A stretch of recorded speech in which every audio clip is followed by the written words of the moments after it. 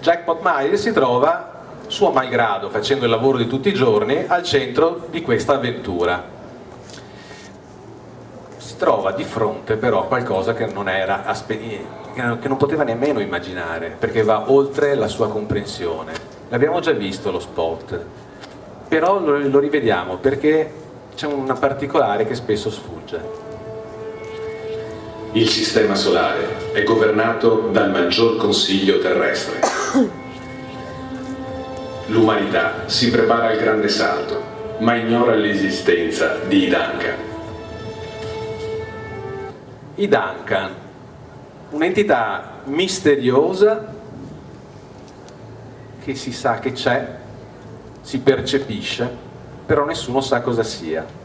Ma da quanto tempo sarà lì questa entità, I Duncan? Ce lo spiega, ce lo farà capire Elena.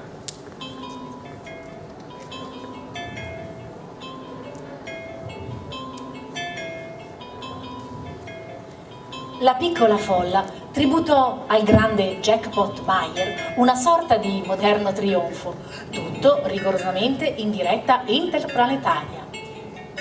Jacopo, dal canto suo, si fece avanti con la stessa serenità di chi ha l'impressione di trovarsi in una selva oscura, sicuro che il pericolo gli sarebbe piombato addosso da un momento all'altro. E invece no. Tutto si svolse molto tranquillamente. César spiegò l'importanza del progetto di ipervelocità agli ospiti e all'intera comunità sparsa negli insediamenti del sistema solare. Jacopo annuiva e sorrideva, recitando la sua parte. Dacic continuava la sua assenza mentale ed emotiva, come se fosse coinvolto in un viaggio astrale. Improvvisamente cominciò a fissare i presenti uno ad uno, setacciando l'intera sala. Qualcosa stava per accadere. Signori miei, ora ammirate il cosmo e la sua immensità, continuò l'abile politico mentre la cupola protettiva si ritirava, lasciando a quella di alluminio trasparente il compito di proteggere gli occupanti della sala spaziale dal gelo siderale. Guardate la maestosità della frontiera infinita e pensate che un giorno sarà nostra. L'ovazione si stava trasformando in delirio quando una voce sinistra si diffuse dall'impianto sonoro. Illusi, lo spazio sarà la vostra tomba. L'oscurità ed il gelo portano solo morte e distruzione. È giunta la vostra ora. Un segnale di allarme gelò il respiro e le speranze dei presenti. Decollo non autorizzato dalla piattaforma C22, razzo partito! La cupola di protezione si richiuse sopra le teste dei presenti, mentre la volta divenne un gigantesco schermo che permise agli invitati di seguire l'avvenimento in diretta.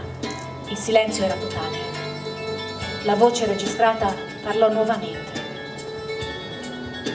Navicella Alsdior X83 pronta all'accelerazione in 3, 2, 1. Propulsione Arvakar innestata. Lo schermo automaticamente ingrandì il settore dello spazio nel quale il vettore stava volando, poi un lampo, un'esplosione. Il razzo si era disintegrato.